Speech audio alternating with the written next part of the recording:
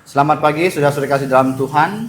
Kita bersyukur pada pagi hari ini, di mana Tuhan memimpin kita dari semalam sampai pagi hari ini. Kita mau berkebaktian pemberkatan jenazah. Sebelumnya, mari kita bersaat teduh, kita membaca firman Tuhan. Firman Tuhan pada hari ini terambil dari Injil Yohanes 14 ayat 6. Firman Tuhan mengatakan demikian. Kata Yesus kepadanya, "Aku adalah jalan dan kebenaran dan hidup. Tidak ada seorang pun yang datang kepada Bapa kalau tidak melalui aku." Amin. Kita muji Tuhan dengan satu pujian. Kita muji Tuhan dengan pujian nomor 30. Yesus menuntun hidupku. Nomor 30. Yesus menuntun hidupku. 1, 2, 3. Yesus menuntun hidupku, jantungku bersuka cita. Siang malam dimanapun ada Yesus menuntunku. Ya menuntun, ya menuntun, ya selalu menuntunku. Dengan pasti ku mau ikut, karena Dia menuntunku. Ku mau memegang tangannya dan senang ikut langkahnya. Suka, duka, dan apapun, ada Yesus menuntunku. Ya menuntun, ya menuntun, ya selalu menuntunku. Dengan pasti ku mau ikut, karena Dia menuntunku. Sewaktu ajalku tiba, musuh semua ku kalahkan.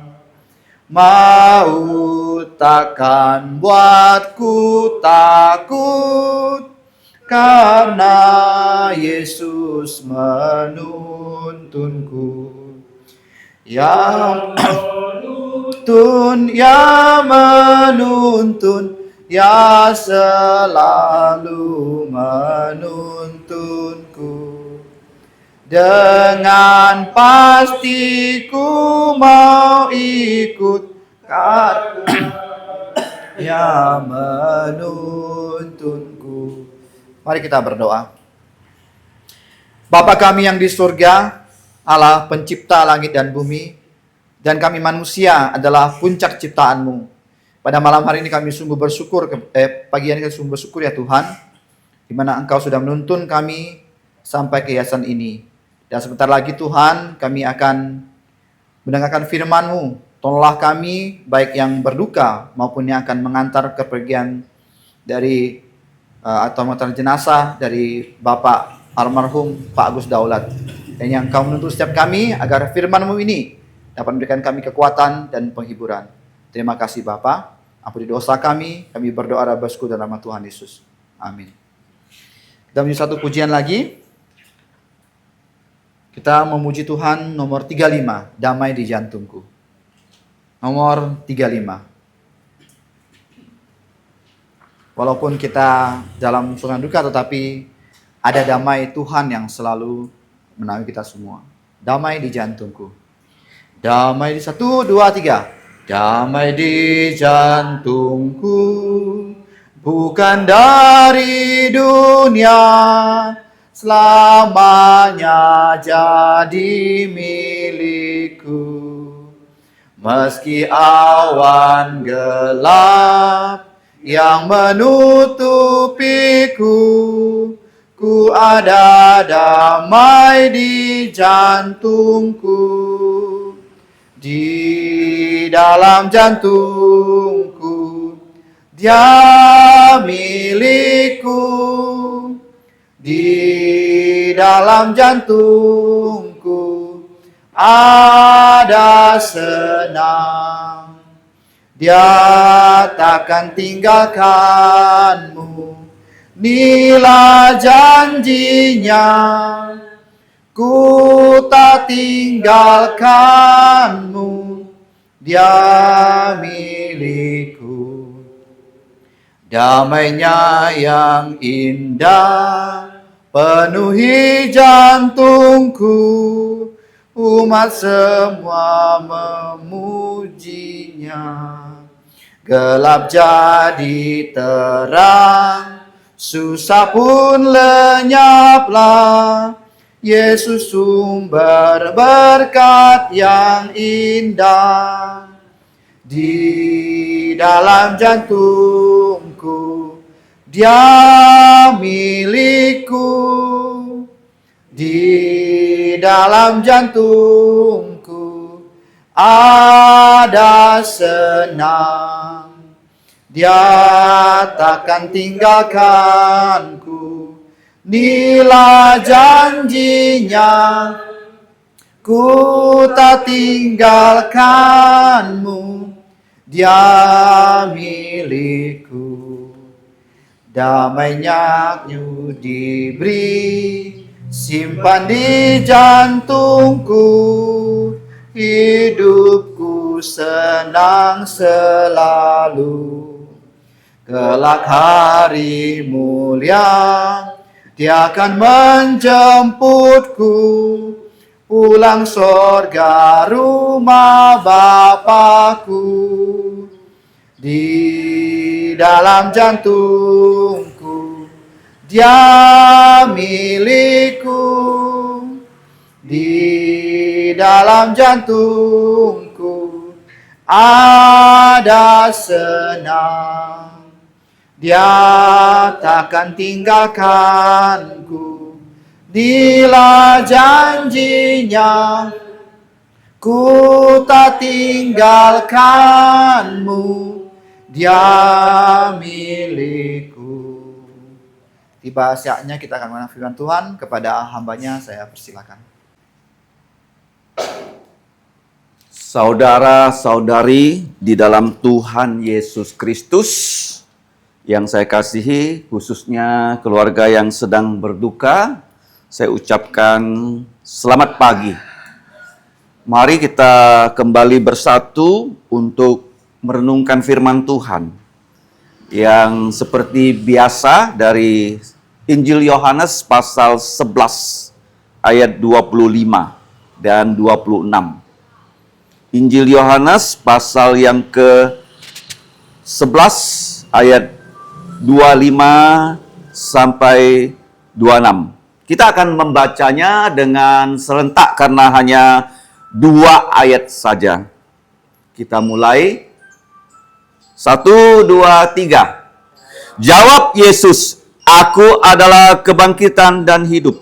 Barang siapa percaya kepadaku, ia akan hidup walaupun ia sudah mati. Dan setiap orang yang hidup dan yang percaya kepadaku tidak akan mati selama-lamanya. Percayakah engkau akan hal ini?" Amin. Terpujilah nama Tuhan, diberkatilah kita yang punya kesempatan membaca firman Tuhan, merenungkan, menjalankan, dan menyaksikan firman Tuhan. Mari kita bersatu dalam doa. Bapa kami yang di surga, Allah yang maha tahu, yang maha hadir, bahkan maha kuasa. Allah pencipta langit dan bumi dan segala isinya. Termasuk kami manusia adalah puncak ciptaan-Mu. Kami bersuka cita ya Bapa karena Engkau telah menyelamatkan kami melalui Putra Tunggal-Mu Tuhan Yesus Kristus. Allah sejati tetapi bersedia menjadi manusia sejati hanya untuk menyelamatkan kami yang sudah jatuh dalam dosa. Bapa di sorga, pada kebaktian pada pagi hari ini, kembali kami mau belajar firman-Mu sebagai penghiburan kepada kami semua, khususnya keluarga yang sedang berduka, di mana saudara senior kami, yaitu almarhum Bapak Agus Daulat Paseki, telah Engkau panggil pulang ke rumah-Mu. Kami menyerahkan ya Bapa, supaya keluarga dapat dihibur oleh firman-Mu, dan mereka dapat berjalan hanya berdasarkan firman-Mu semata-mata. Demikianlah doa kami Bapa, ampuni dosa kami, dalam nama Tuhan Yesus kami berdoa dan bersyukur. Amin. Kita tahu bahwa di dunia ini, hidup itu tidak bisa selama-lamanya. Mengapa?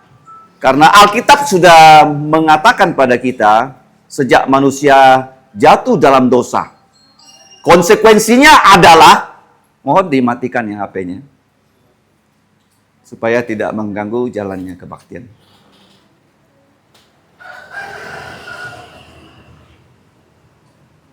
Pada saat Adam dan Hawa berada di Taman Eden, Tuhan sudah berkata, kalau kamu makan buah pengetahuan baik dan jahat, kamu pasti mati.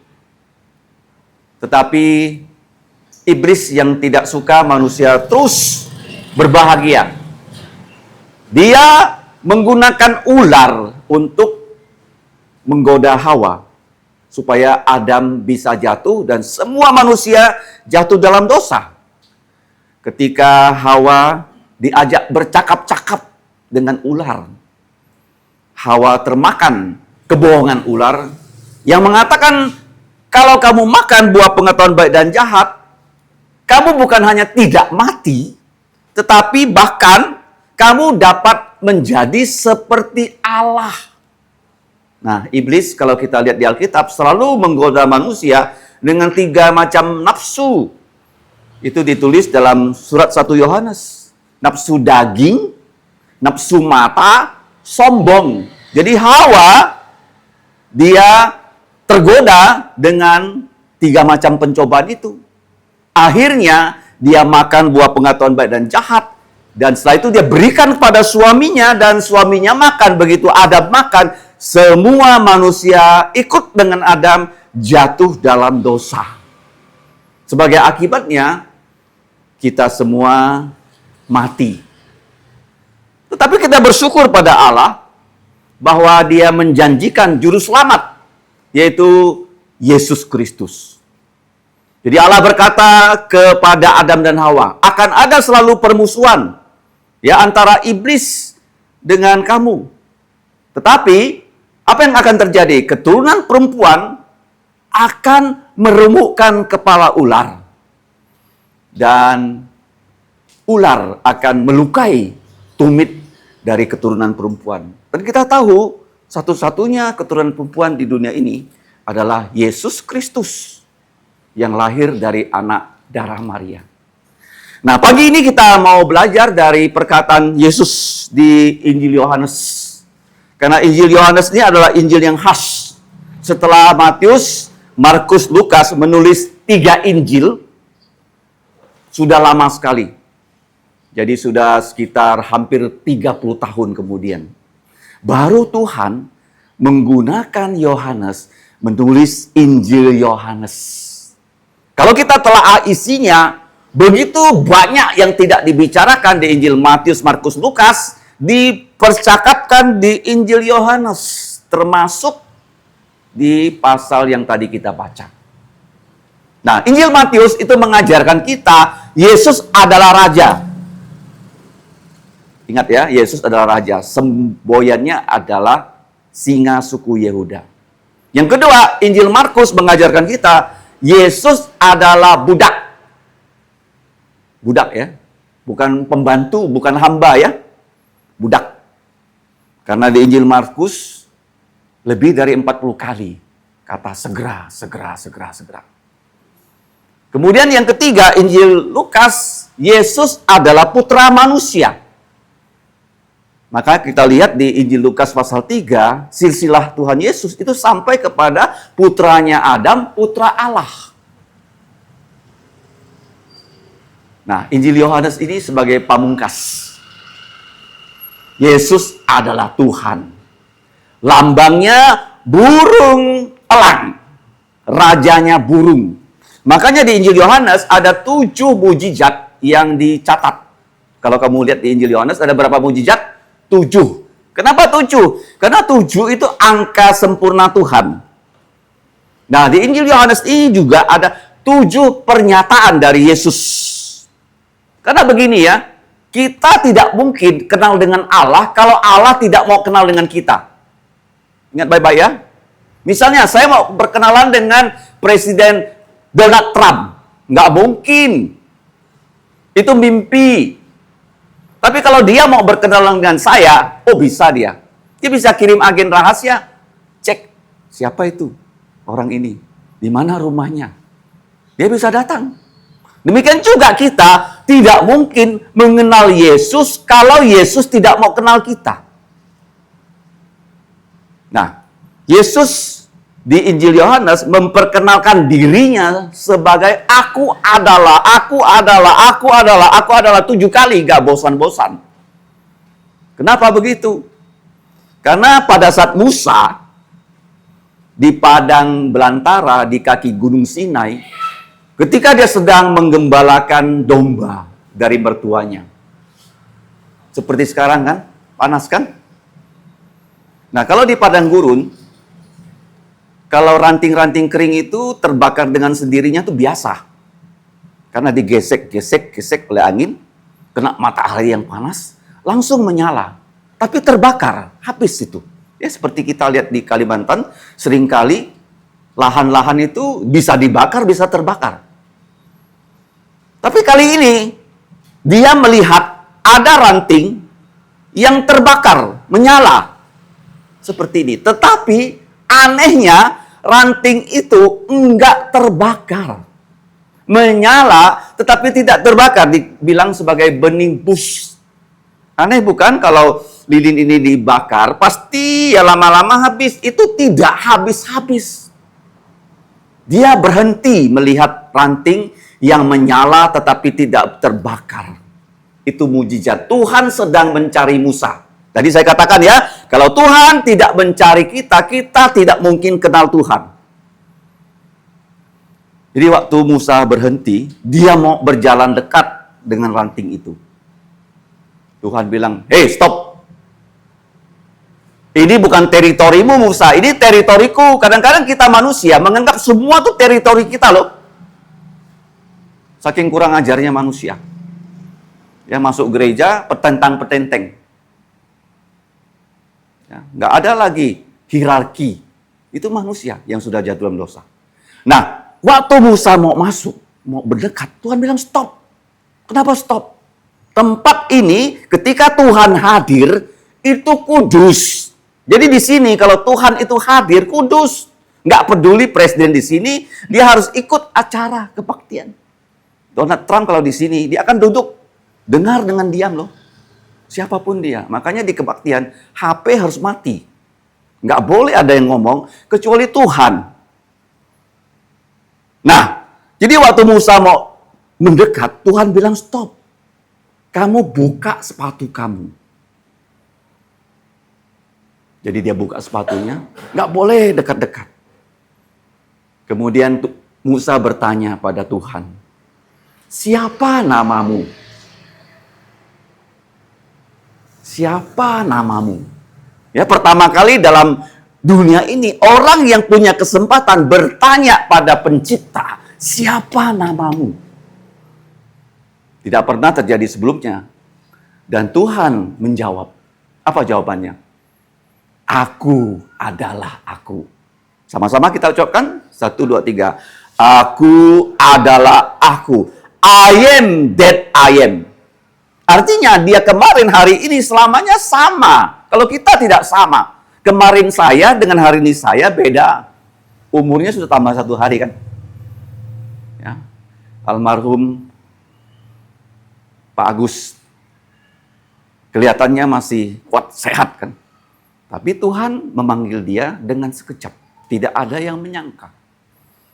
Ya kan? Itulah manusia, berubah terus. Tetapi Tuhan tidak pernah berubah. Jadi waktu Musa mendengarkan nama Tuhan, aku adalah aku. Nah, ini dijelaskan oleh Yesus di Injil Yohanes. 7 kali dia memperkenalkan diri. Dia adalah Tuhan. Banyak orang tidak percaya Yesus adalah Tuhan. Kenapa Tuhan bisa jadi manusia? Nggak mungkin kan?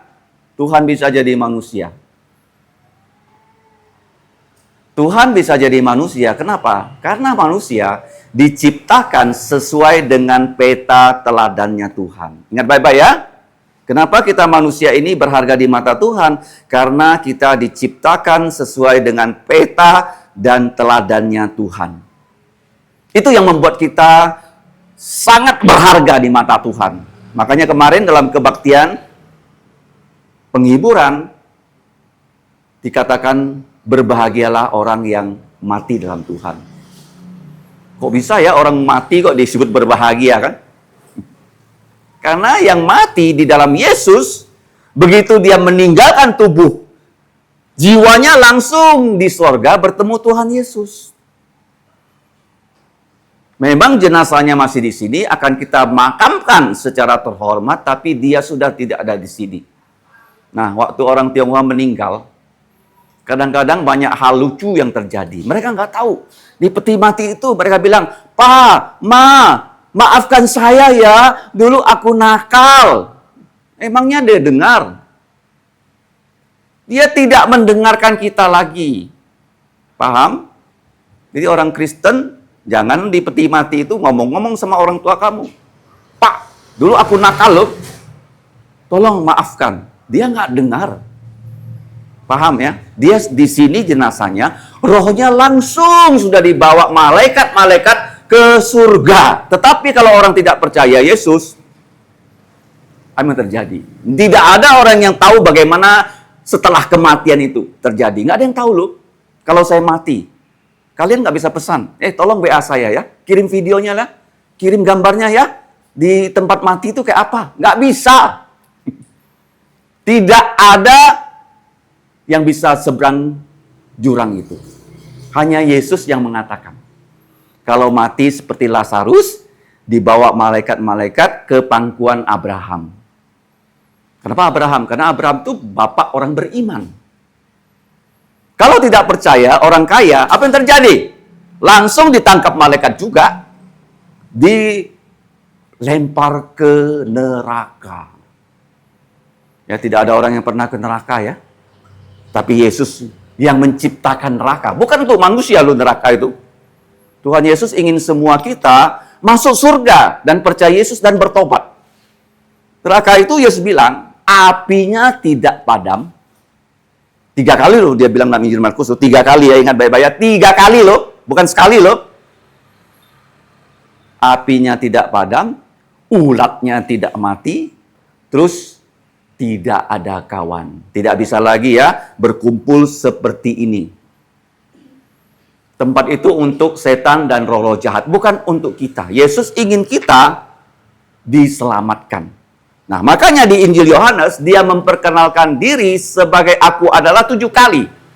Yang pertama kali dalam Yohanes 6:35. Dia mengatakan, aku adalah roti hidup. Ya, jadi barang siapa yang percaya pada Yesus, tidak akan lapar, tidak akan haus untuk selama-lamanya. Yang kedua, dia berkata, aku adalah terang dunia. Apa itu terang dunia? Firman Tuhan. Menjelma jadi manusia. Yohanes pasal 8 ayat 12. Selanjutnya di dalam Yohanes pasal 10, dia memperkenalkan diri 2 kali. Aku adalah pintu kepada domba. Artinya, kalau kita mau selamat masuk ke dalam kandang, itu hanya melalui Yesus. Kemudian di dalam pasal yang sama, 10, dia mengatakan, aku adalah gembala yang baik. Gembala yang baik memberikan nyawanya untuk domba-dombanya. Nah, baru kita masuk ke Yohanes yang ke-11 tadi. Aku adalah kebangkitan dan hidup. Tadi dibaca dalam permulaan kebaktian 14:6, aku adalah jalan dan kehidupan, dan aku adalah jalan dan kebenaran dan kehidupan. Yang terakhir Yohanes 15:1, aku adalah pohon anggur yang sesungguhnya dan kita adalah cabang-cabangnya. Nah, kita hanya akan belajar dari pernyataan Yesus yang kelima. Ayat 25, jawab Yesus, aku adalah kebangkitan dan hidup. Kepada siapa dia menjawab? Dia menjawab kepada Marta. Marta ini adalah kakak ya dari Lazarus, saudara perempuan dari Lazarus yang sudah mati dikubur 4 hari. Keluarga ini berharap Yesus bisa datang sebelum Lazarus mati, tapi ternyata Yesus tidak datang-datang. Sampai Lazarus sudah mati, langsung orang Yahudi itu mengubur keluarga yang meninggal pada hari itu juga. Sudah 4 hari dikubur. Jadi Marta ini percaya kepada kebangkitan dari antara orang mati. Memang di Alkitab ini saja yang mengisahkan bagaimana orang yang sudah mati bisa Tuhan bangkitkan dari kematian. Itu terjadi 2 kali di Perjanjian Lama. Elia 1 kali, Elisa 1 kali. Di Perjanjian Baru, Yesus juga sudah membangkitkan orang 2 kali.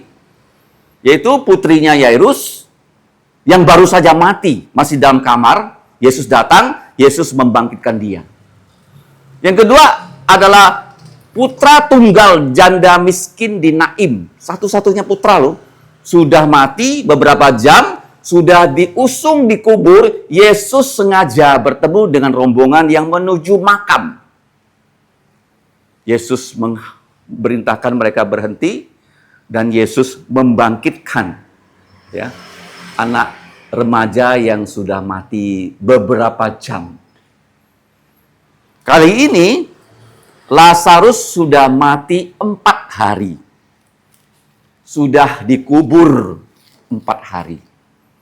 Jadi Yesus berjumpa dengan satu saudarinya. Yesus berkata kepada saudarinya yang bernama Marta, aku adalah kebangkitan dan hidup. Barang siapa percaya kepadaku, ia akan hidup walaupun ia sudah mati.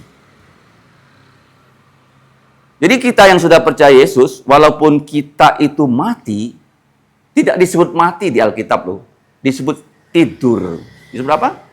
Tidur. Kenapa tidur? Nah, acara ini tidak hanya berlangsung beberapa jam. Kebaktian di sini, pemakaman di Wajok selesai. Siapa yang akan menuntaskan penguburan pemakaman orang yang percaya Yesus? Yesus sendiri loh. Karena waktu Yesus datang kedua kali, mereka yang sudah mati dalam Yesus, sudah dikuburkan, disuruh bangkit. Yesus yang memanggil mereka bangkit. Makanya penting loh dalam penguburan ini, yang perlu dipercakapkan adalah tentang Yesus. Tentang siapa? Yesus. Kalau kamu tidak ingat Yesus, kamu tidak percaya Yesus, tidak akan lagi berjumpa dengan Yesus dan almarhum. Jadi ini momen-momen penting kita merenungkan bukan tentang politik, bukan tentang tokoh, tapi tentang Tuhan Yesus. Makanya dikatakan lebih baik berada di rumah duka daripada rumah pesta. Tapi sekarang orang menjadikan rumah duka sebagai rumah pesta. Kalau orang kaya mati, rumah dukanya jadi rumah pesta. Saya menyaksikan sendiri loh. Orang dulu paling kaya di Indonesia namanya Sudono Salim. Lim Saulyong. Pak Martin pasti ingat kan? Waktu dia kerusuhan 98 Jakarta, dia nggak berani lagi tinggal di Jakarta. Karena rumahnya di Gunung Sari, dijarah. Dia nggak mau lagi pulang Indonesia. Tak mau lagi injakkan kaki di Indonesia. Orang paling kaya. Kawan baik Pak Soeharto. Dia tinggal di Singapura sampai dia mati. Di Singapura dia punya hotel. Nama hotelnya Hotel Mandarin. Di Orchard Road. Saya tahu hotelnya. Waktu dia mati. Siapa yang kenal dia? Silakan kontak panitia. Dikasih tiket. Terbang Singapura. Nginep. Bermalam. Dan makanannya ada Japanese food. Ada Chinese food. Itu rumah duka atau rumah pesta? Mungkin pesta kawin orang Kalimantan nggak semewah itu. Nah, rumah duka ini adalah saat kita mengingat Yesus mati untuk dosa kita. Dan dia berkata, aku adalah kebangkitan dan hidup, dan barang siapa percaya kepadaku, ia akan hidup walaupun ia sudah mati. Dan setiap orang yang hidup, nah sekarang kita hidup, dan yang sudah percaya kepada Yesus, tidak akan mati selama-lamanya. Artinya kalau kita sudah percaya Yesus, kita ini bisa saja tidak mati. Ataupun mati cuma mati sekali. Jadi seringkali saya dengar dari Dr. Esto ya. Beliau adalah perintis gereja Kalvari di seluruh dunia. Ya, termasuk di Asia, Australia, dan di Eropa, Amerika. Ya, dia adalah kawan kuliah dari Dr. Mahathir. Kalau dia masih hidup, sekarang dia umurnya sama dengan Dr. Mahathir, 100 tahun. Dia pernah beberapa kali ke Pontianak. Satu khotbahnya yang tidak pernah saya lupa, dia mengatakan begini, orang kalau lahir sekali, matinya 2 kali. Coba sebut ya, lahir 1 kali, matinya 2 kali. Ya, lahir dari bapak ibu, mati yang pertama seperti ini. Ya, yang kedua dilempar ke neraka, 2 kali mati. Tetapi dia bilang kalau kita lahir 2 kali, paling-paling mati 1 kali, kemungkinan tidak mati. Ini ayat yang ke-26. Artinya begini, kalau saya percaya Yesus, saya sudah lahir 2 kali. Lahir kedua kali itu karena Injil, karena Roh Kudus. Saya percaya Yesus sudah mati untuk dosa-dosa saya, sesuai kitab suci. Dia sudah dikuburkan, dia bangkit pada hari ketiga, sesuai kitab suci. Dia menampakkan diri pada murid-muridnya, setelah itu dia naik ke surga. Saya percaya. Tadi saya katakan, mengapa saya bisa percaya? Karena Yesus yang mencari saya. Ingat ya, pada hari ini kalau kamu belum percaya Yesus sungguh-sungguh, Yesus sedang mencari kamu. Supaya kamu percaya pada dia. Jadi kalau kita sudah percaya Yesus, seperti almarhum, dia mengalami lahir 2 kali dari papa mamanya, sehingga dia mendapatkan marga Pasekih, bukan? Kalau saya marganya Pang, dari keluarga Pang. Dia marganya Pasekih. Ya, sebelumnya kita kenal dia sebagai Pak Agus. Ada yang mengatakan Pak Daulat. Setelah itu kita lihat ya, KTP-nya. Oh, ada nama Pasekih. Kenapa begitu? Karena waktu ibu sakit, apa yang terjadi? Waktu ibu sakit, baru ya dokumen keluarganya kami bisa lihat ya untuk mengurus BPJS. Nah, tetapi waktu dia percaya Yesus, saya tidak pernah bertanya pada dia kapan dia percaya Yesus. Kita semua yakin dia sudah percaya Yesus, dia sudah lahir 2 kali. Tetapi sekarang dia mengalami kematian 1 kali. Nah, kalau sekarang Tuhan Yesus datang kedua kali, dan tanda-tandanya sudah di depan mata loh. Ya, ada 7 tanda di Matius 24. Semua sudah sedang terjadi. Kalau Yesus datang, pada saat ini, bisa saja ya saat ini datang, kita nggak perlu lagi loh pergi mengubur dia loh. Acaranya batal. Kenapa? Karena dia bangkit dulu dari kematian. Setelah itu kita yang masih hidup akan dibangkitkan dari kematian dengan tubuh mulia, bukan lagi 70-an tahun. Saya sudah 60-an tahun. Sudah disebut lansia. Lansia ya, di sini saya lihat ada beberapa yang sudah 60-an ya. Lansia itu ada baiknya juga. Tapi banyak juga nggak baiknya ya. Tubuh mulai lemah kan? Tidak sekuat dulu. Tapi ada baiknya. Ya, kalau ke kubu resort nggak usah bayar, masuk aja. Betul nggak? Oh, ngangguk ya, ada cucu ya. Kalau yang nggak ada cucu, nggak ngangguk. Jadi kita sudah percaya Yesus, kita lahir 2 kali, maksimal mati 1 kali. Sekarang pertanyaannya, sudah belum kita percaya Yesus? Ada orang mengatakan, sudah, saya dari kecil KTP Kristen kok. Orang Ambon, orang Batak gitu ya, orang Dayak gitu. Lahir Kristen. Tapi apakah sungguh-sungguh sudah percaya Yesus? Itu pertanyaannya loh.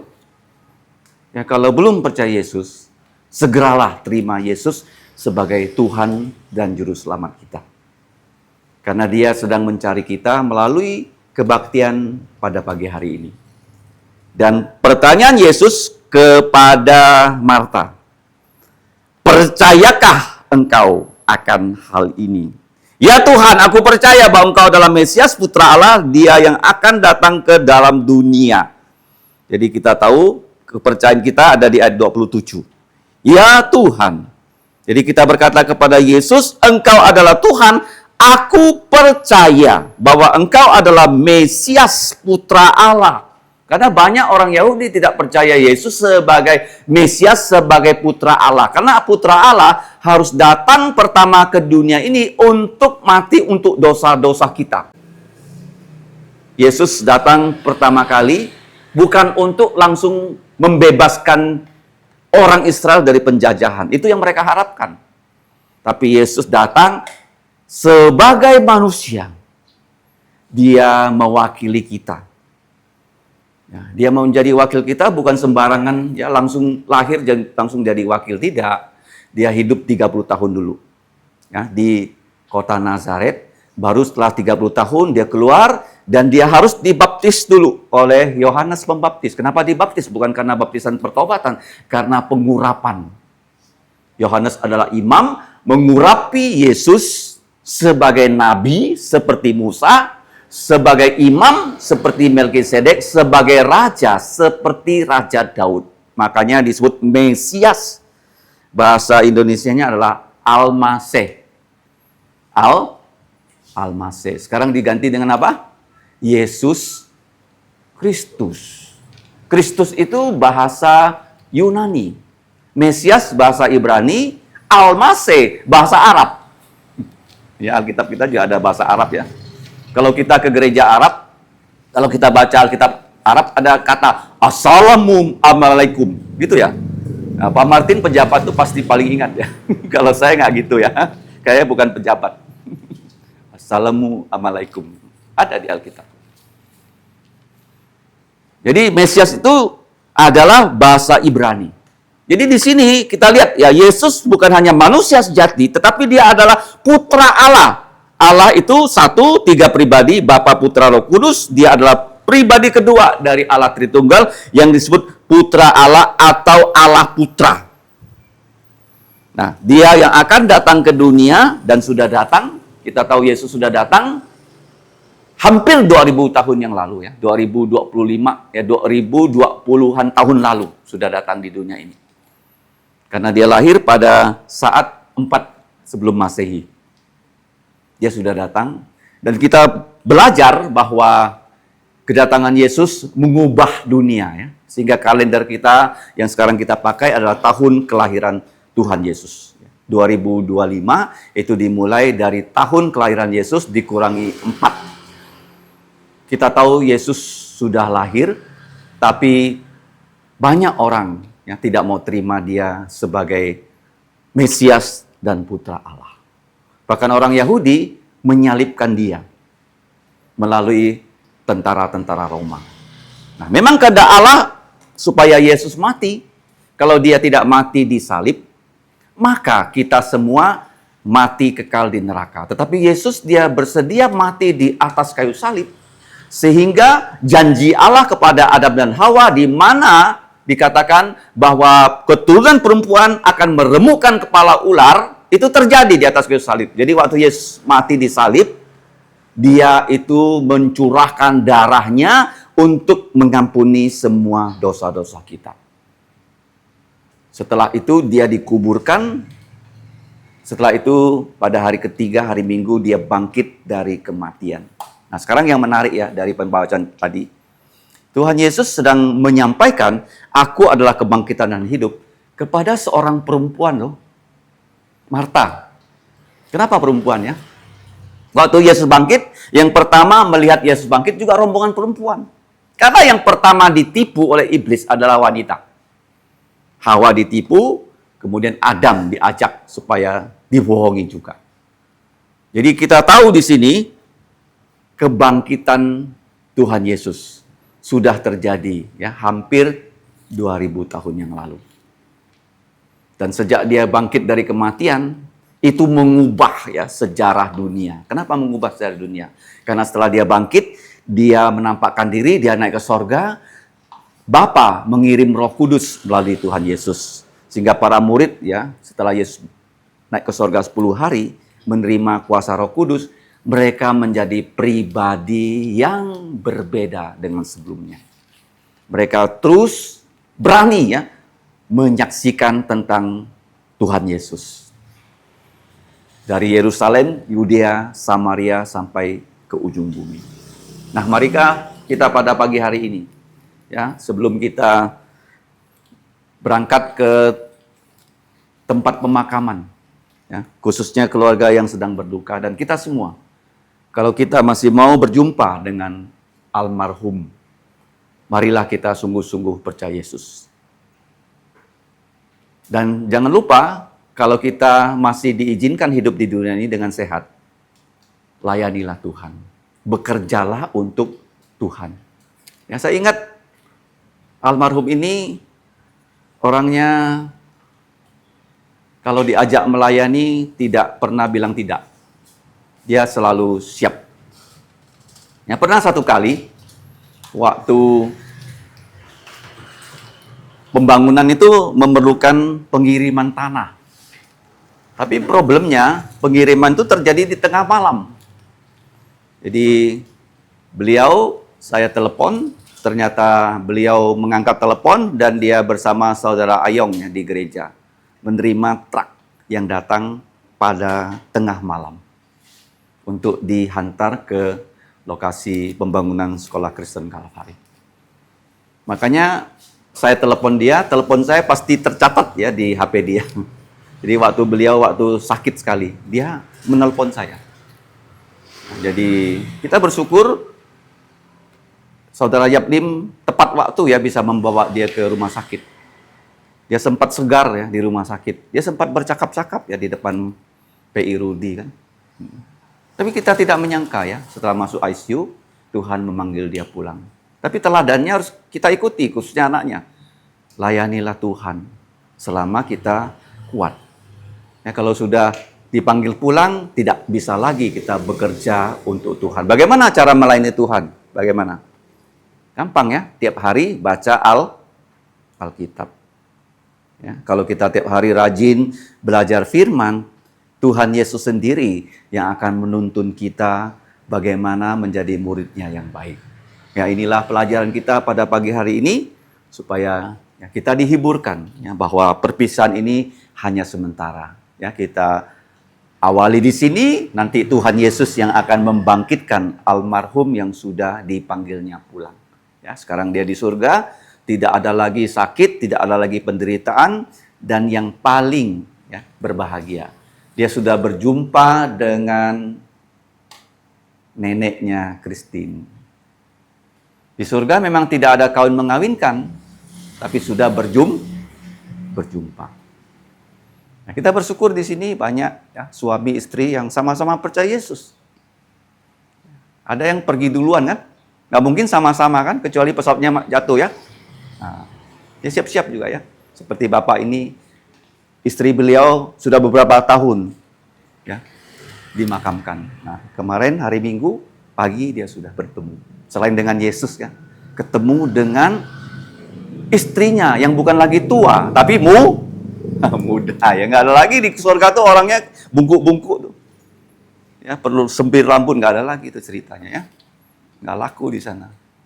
Ya, kita bersyukur ya, walaupun ya suasananya duka, tapi pengharapan dalam Yesus memberikan kita sukacita yang melebihi kedukaan.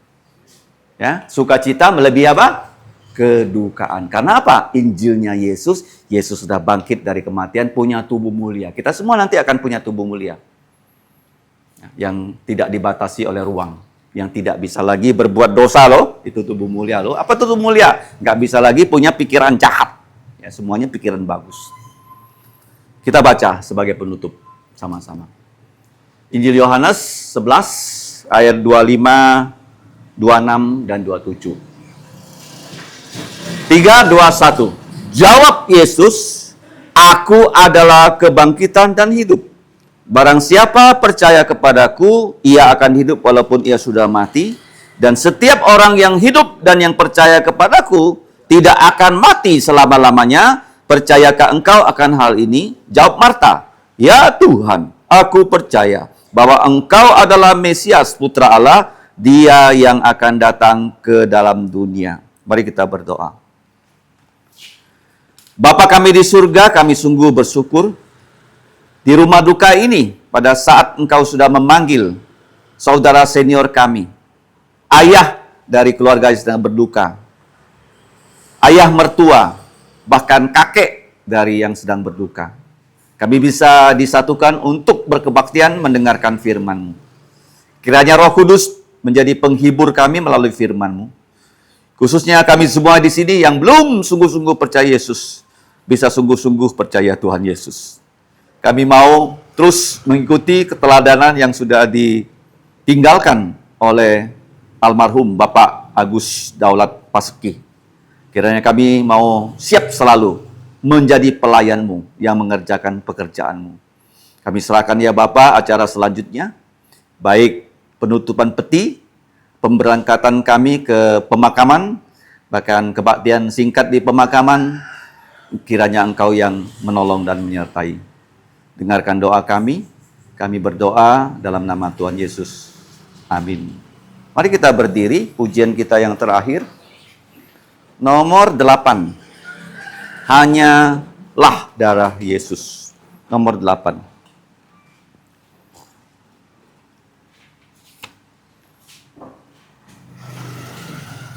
Dosa dapat dihapus hanya oleh darah Yesus.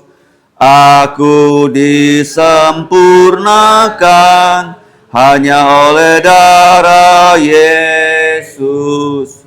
Darahnya yang kudus membasuh dosaku.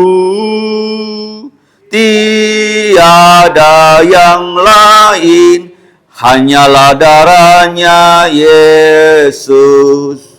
Luput dari hukuman hanya oleh darah.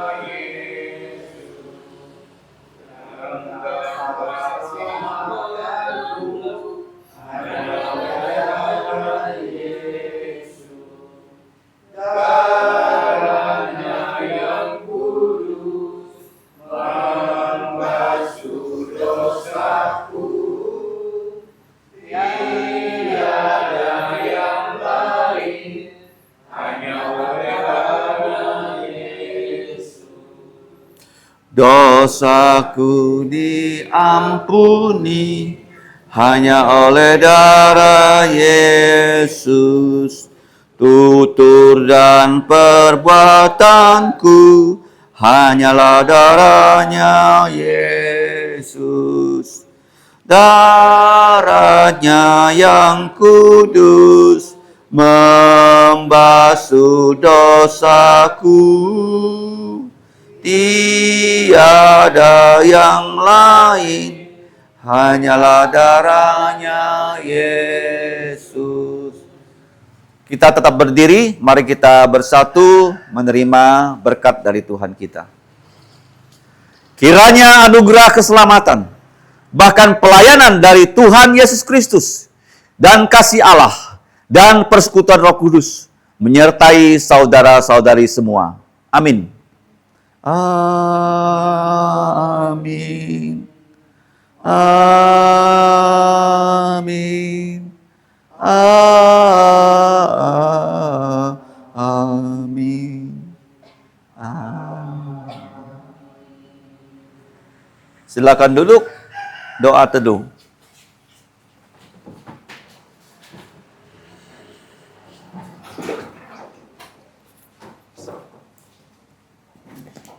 Oke, untuk kegiatan selanjutnya kita akan memindahkan jenazah dari almarhum ke dalam peti. Setelah itu kita akan menaburkan air kolon sebagai penghormatan terakhir kita kepada beliau. Dan nanti kita akan menutup peti. Setelah itu petinya akan dimasukkan ke dalam ambulans dan kita akan berangkat ke Wajo untuk